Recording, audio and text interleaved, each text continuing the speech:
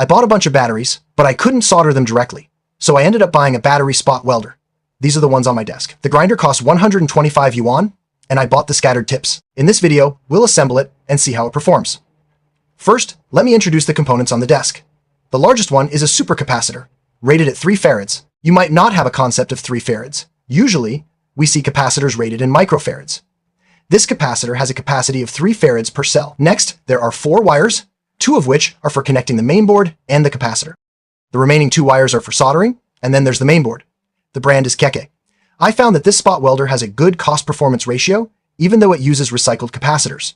The 5 largest components on the mainboard are MOSFETs, model F1324S7P, with a maximum rated power of 300 W. 5 of them give a total rated power of 1,500 W. Above is an optocoupler, next to it is a microcontroller from Jinhong Technology, and below is a piezoelectric element. There's a digital tube here, and next to it are 2 registers, model 74HC595. Below is a switch and a tool adjustment button, next to a Type-C charging port. Above is a 3V voltage regulator chip, model 1117. The back of the mainboard has no chips. The digital tube is manually soldered, and there's still solder flux on it. This spot welder uses a control method for the soldering. The soldering points have been treated with solder, indicating quality. The MOSFETs here look a bit worn, with an old orange color and unevenness. There are also nickel sheets, heat shrink tubing, and some corresponding decorations. There's also a manual, and now let's start assembling. First, connect the power line to the mainboard. The wiring is complete, and the heat shrink tubing is done.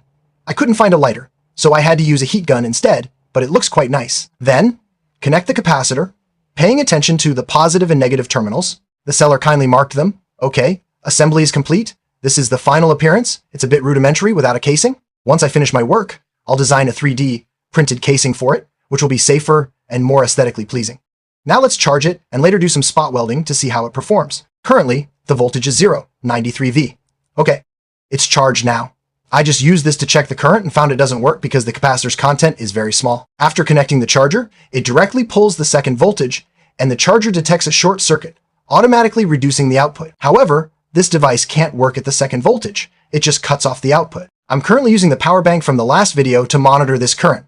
Since this charger supports fast charging and has protection, it keeps fluctuating the voltage. The tool keeps fluctuating with a maximum of about 4W, but the capacitor's voltage is still rising, so it is still charging. I just asked the seller, and they said that once the voltage reaches above 3V, the charger should operate normally. If you have the option, it's better to use a switch mode power supply for charging, directly adjusting the voltage to 4V for faster charging. After charging for a while, I measured the voltage with a multimeter, and it's now 388V. Currently, I can use the tool to monitor the current. It's 5V at 3, 4A, charging at 15W. After a while, it's finally almost fully charged. The tool is now around 1W. Let's power it on. The buzzer gives a beep, which should be a self-check. The transistor shows the current gear and voltage. Let's try gear 1. I'll use this clamp. Wow, that startled me. There's no spark yet. Gear 1 is a bit weak. It can only slightly stick. Let's switch directly to gear 4. The spark is still a bit big. The second time, it startled me again.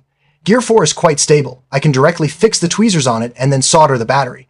This is the real deal. First, use some light paper to protect the battery. Actually, learning the appropriate length of the soldering tabs and then soldering feels fine. Using 1R is also continuous. The other side is also soldered.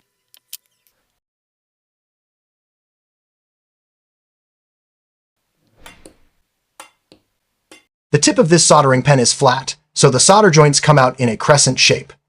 I should grind this tip a bit to make it look better.